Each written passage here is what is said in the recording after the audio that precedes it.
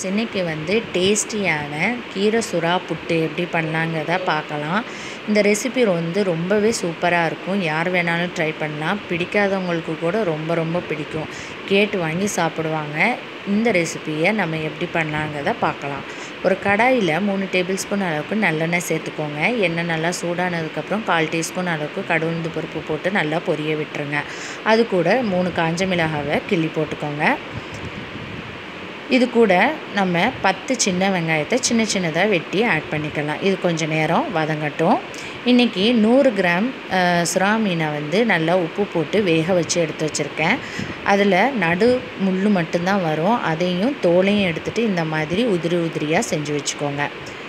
வெங்காயம் வந்து நல்லா வதங்கினதுக்கப்புறம் 1/4 டம்ளர் அளவுக்கு மட்டும் தண்ணி சேர்த்து நல்லா கொதிக்க விட்டுருங்க.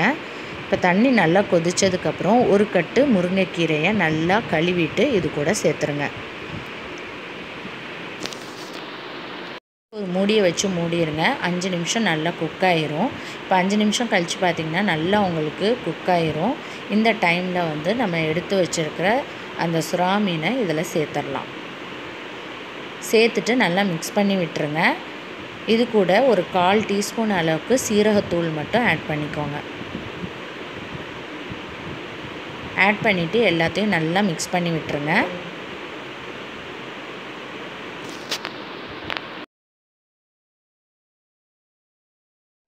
இப்போ எல்லாத்தையும் நல்லா மிக்ஸ் பண்ணி விட்டுருங்க. ரொம்ப சிம்மில் வச்சு குக் பண்ணுங்கள். கீரை வந்து பார்த்திங்கன்னா சீக்கிரமாகவே உங்களுக்கு வெந்துடும்.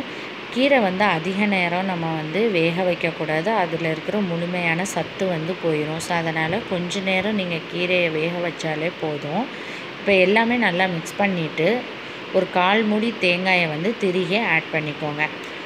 ஆட் பண்ணிவிட்டு டேஸ்ட்டுக்கு ஏற்ற மாதிரி உப்பு சேர்த்து எல்லாத்தையும் நல்லா மிக்ஸ் பண்ணி விட்டுருங்க. ஸோ அவ்வளோதாங்க, டேஸ்டியான கீரை சுறா புட்டு வந்து ரெடி ஆயிடுச்சு. ஸோ கண்டிப்பாக ட்ரை பண்ணி பாருங்கள். ரொம்பவே சூப்பராக இருக்கும். ட்ரை பண்ணி பார்த்துட்டு எப்படி இருந்துச்சு